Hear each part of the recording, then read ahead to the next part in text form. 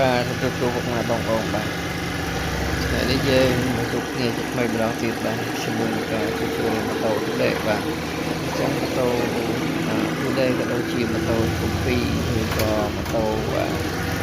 ច្រើនទៀតដែលមានប្រព័ន្ធចលនាតាំងដូចគ្នាបាទអញ្ចឹងម៉ូតូនេះដែរគឺជាវាពិបាកឆេះបាទទោះបីជាយើងសិល្បៈហើយយើងលេងស្អាតបាទយ៉ាងណាក៏ដោយបាទអញ្ចឹងបងខ្លះគាត់តែជួបបញ្ហាទៅនេះបាទហើយគាត់ស៊ូអញ្ចឹងប៉ុន្តែនៅពេលនេះខ្ញុំរត់ឆ្លើយជាមួយគាត់មិនឃើញបាទមូលហេតុក៏មិនឃើញដែរព្រាមបាទអញ្ចឹងទោះបីជាយើងដូរស៊ីហើយដូចស៊ីភ្លើងវាដើរស្អាតយ៉ាងណាហើយស្អីប្រាប់វាពេលដូរបេនថ្មីអីហើយម៉ូតូនៅតែឆេះអត់ចូលបាទអញ្ចឹង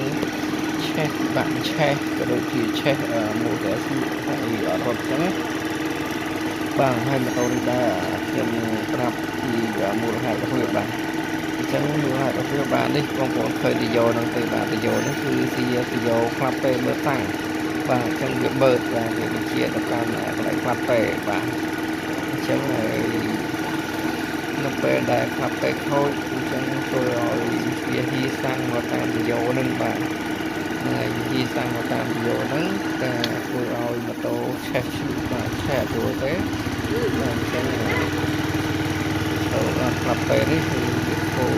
វាធ្វើឲ្យម៉ូតូចាស់ឡើងតែជារោមឃើញបាទអញ្ចឹងខ្ញុំដូរខ្លាប់ពេលសាំងថ្មីហើយបាទនេះខ្លាប់ពេលសាំងថ្មីបាទខ្ញុំដូរហើយវាខូចហ្នឹងបាទហើយ